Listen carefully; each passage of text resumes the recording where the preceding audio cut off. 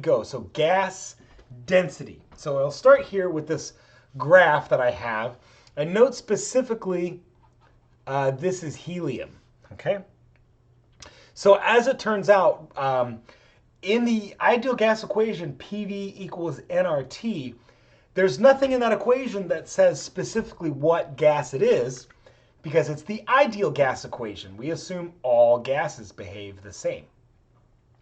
However, as we start to look at gas density, we will actually start to see some differences between the gases.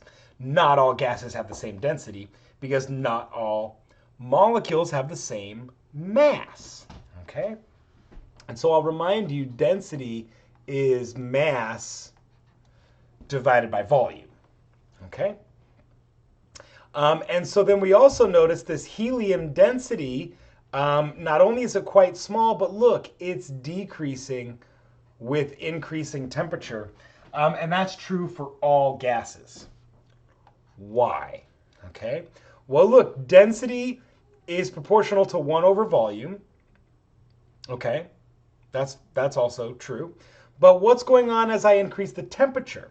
Okay. Well, we have to remember Charles' law.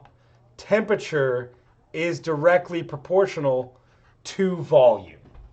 So if I get something hotter, if I heat something up, it expands, right? And so if we're talking about the same mass of material, right? Like let's say I have a balloon with some helium in it, okay? The mass inside that balloon is going to be fixed, right? So I'll draw back to my little balloon here, okay? So the mass, I'll say M1 and V1. And so now let's say I add heat. Okay, well, we know that the volume is going to get bigger, but look, it's still the same mass. M1, actually, let me write 2 just to be consistent with our other nomenclature. I'll write a 2 here. Look, M1 equals M2 because we didn't change the mass of gas in the balloon, right? It's the same amount. However, the heat is making the balloon expand, so that means the density has to decrease, right? If the volume here is going up, but the mass is staying the same, 1 over a bigger number means the density has to go down, okay?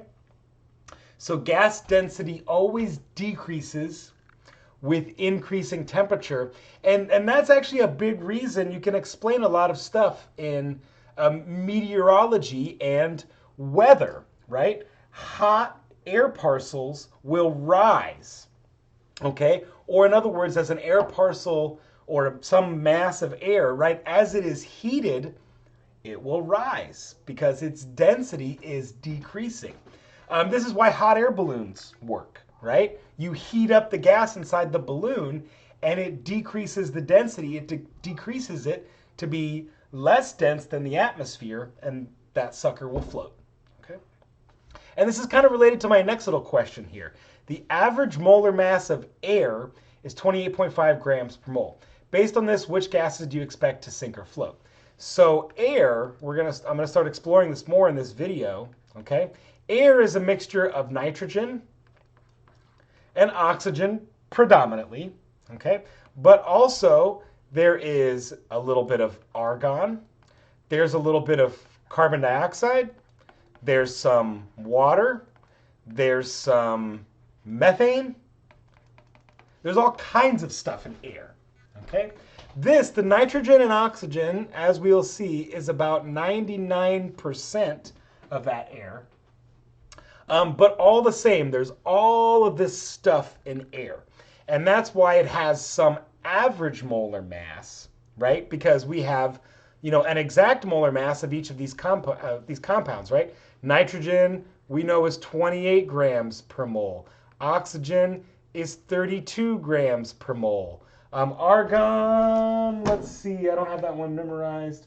Argon is close to 40 grams per mole. CO2 is 44, etc. So it makes sense that the molar mass of air is just a little bit more than nitrogen, right? Okay, So here's a picture. So here's the results. So if I had a balloon containing helium, nitrogen, and carbon dioxide, just as examples, and this is all in atmospheric pressure, so we'll say all at, let's say 298 K, and let's say 1.00 ATM. So these are the numbers for these conditions. The helium balloon would float, but the nitrogen and carbon dioxide would not. Okay, and you can see here what the densities are. So how do we get to these densities? Okay, oh, I lost my cheater page. Okay, so we know that density is mass divided by volume. Okay, let me say little mass. And using the ideal gas law, so I'm gonna turn to my cheater page just to make sure that I get the numbers and everything correctly. 1 second here, I'm finding it.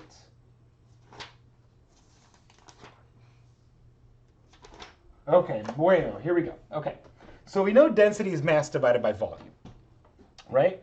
So if we just for now assume, let's just say we're talking about 1 mole of these gases, okay? So, and then suppose we have 1 mole of each gas, right? So then that means my mass is just going to be the molar mass of these things. And how do I calculate my volume? Well, I remember PV equals nRT, okay? So volume, and really what we want is, I'll solve for volume, excuse me. So volume we know is nRT divided by P, okay? And so if I plug this in to right here, all right, then what I end up with is the following. I end up with the mass of this object, so we'll say density equals. So density equals the mass of this object, and now I'm going to divide it by all of this, nRT over P, okay? And when I do some algebra and rearrange this, I recognize 1 over P is just P. So this becomes P, and now I'm going to separate this out, and I'm going to say M divided by N all over RT. Well, this quantity M divided by N is, I'm going to use this like cursive-y looking M that the book uses, right? That is the molar mass, the mass divided by the number of moles, okay? So I can easily calculate the molar, I can easily calculate the density of any gas using this equation. And so I told you the average molar mass of air is 28.5 grams. So let's calculate the density of air, okay? At 1 atmosphere and 298 Kelvin, right? So that's going to be so P is 1.00 ATM. We're going to use the average molar mass of air, 28.5 grams per mole. R is 0.08206 liter times atmosphere divided by mole times a Kelvin. And then for 298 Kelvin, all of this is going to give me the density, and that's going to be the density in, it's going to be grams per liters. Check it out. So ATM and ATM cancel, Kelvin and Kelvin cancel, mole and mole cancel, and I'm left with a number in gram per liter.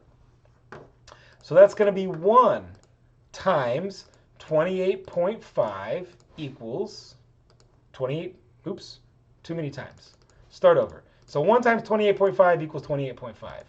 Divided by 0.08206 equals, and then divided by 298 Kelvin, with, let's call it 3 sig figs, I get 1.17 gram per liter for the density of air. Well, check it out. A balloon of just pure nitrogen is 1.19. So as small as that is, that means a balloon of just pure nitrogen will sink. A balloon containing pure carbon dioxide, right, that's 1.86 grams per liter. That will definitely sink. But look, helium is like almost 10 times, that's grams per liter. It's almost 10 times less dense than air. Similarly, hydrogen, okay?